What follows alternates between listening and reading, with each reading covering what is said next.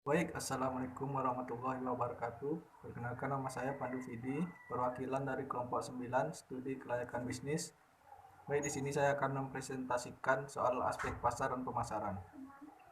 Yang pertama, pengertian pasar dan pemasaran. Pengertian pasar. Pasar adalah tempat bertemunya antara penjual dan pembeli barang atau jasa.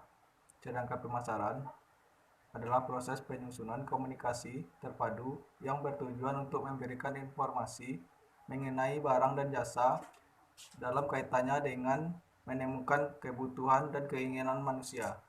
Jenis pasar dilihat dari segi fisik terdapat dua, yaitu pasar nyata. Pasar nyata adalah pasar yang menjual dan pembelinya bertemu secara langsung. Sedangkan pasar abstrak, pasar yang tidak harus bertemu di suatu tempat, tetapi dapat bertemu di tempat yang sudah disepakati. Dilihat dari segi luas kegiatan distribusi, pertama pasar lokal, yaitu pasar yang terbatas hanya di daerah tersebut saja. Yang kedua, pasar nasional adalah pasar yang pemasarannya meliputi seluruh daerah. Dan ketiga, pasar internasional adalah pasar yang jangkauannya lebih dari satu negara. Selanjutnya itu segmentasi pasar, yaitu proses membagi pasar keseluruhan untuk barang dan jasa ke dalam kelompok yang lebih kecil, di mana para anggotanya masing-masing mempunyai kesamaan terhadap faktor-faktor yang mempengaruhi permintaan. Selanjutnya, tugas pemasaran. Pada analisis segmentasi pasar, tugas pemasaran adalah sebagai berikut. 1. Mengidentifikasi kelompok-kelompok pembeli dan kebutuhan berbeda. Selanjutnya, menentukan letak perbedaan kebutuhan dari masing-masing kelompok.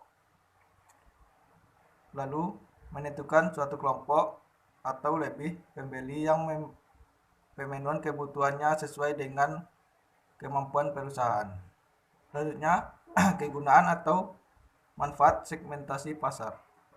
Yang pertama, dapat mengidentifikasi peluang penggabungan produk baru. Lalu, dapat membantu mendesain program pemasaran dengan lebih efektif dalam meraih kelompok pasar yang lebih homogen memiliki kesamaan karakteristik. Dan juga dapat mengembangkan strategi pengalokasian sumber-sumber pemasaran dengan lebih baik. Selanjutnya adalah langkah memilih pasar sasaran. Ada 3 langkah pokok yang harus diperhatikan dalam memilih pasar sasaran. Yang pertama, segmen pasar.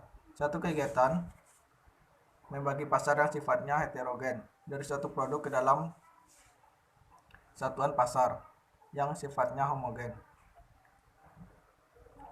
Yang kedua, penetapan pasar sasaran adalah suatu kegiatan yang berisi dan menilai atau memilih satu atau lebih segmen pasar yang akan dimasukkan suatu perusahaan. Selanjutnya, penempatan produk adalah tindakan merancang produk dan bauran pemasaran agar terciptanya kesan bertemu yang ada di lingkaran para konsumen. Selanjutnya, posisi pasar. Pengertian posisi pasar adalah langkah ketiga setelah perusahaan menemukan segmentasi pasar dan target market. Hasil dari posisi pasar terciptanya proporsi nilai yang ada di mata konsumen dan menjadi salah satu alasan konsumen untuk membeli produk yang bersangkutan. Kriteria posisi pasar. Posisi pasar pada dasarnya adalah sebuah janji dibuat perusahaan kepada konsumennya. Penentuan posisi pasar yang tepat ialah hal yang krusial serta membutuhkan persiapan yang panjang.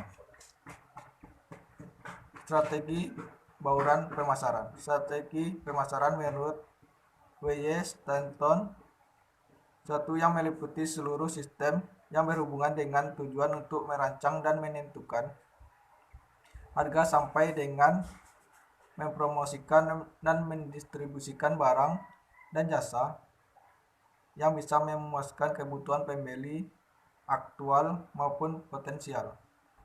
Cara mengestimasi pasar. Untuk mengetahui besarnya pasar nyata, pasar potensial, dan pasar total dalam suatu wilayah, perlu dilakukan penelitian terlebih dahulu. Penelitian dilakukan untuk memperoleh data, baik dengan metode yang relevan maupun yang survei